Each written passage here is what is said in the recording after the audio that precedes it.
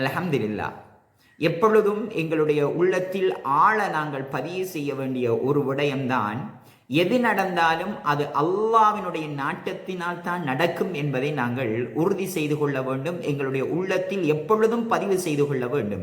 உறவுகளே, நாங்கள் பார்க்கலாம், 2 மலைகளுக்கு அப்பால் எங்களுக்கு எழுதப்பட்டிருந்தாலும் அது எங்களை வந்து சேர்ந்தே ஆகும். எங்களுடைய 2 உதடுக்கு மத்தியில் இருப்பவை கிடைக்கக்கூடாது என்று அல்லாஹ் நாடியிருந்தாலும் அது எங்களுக்கு கிடைக்காது என்பதை நாங்கள் எப்பொழுதும் மறந்துவிடக்கூடாது.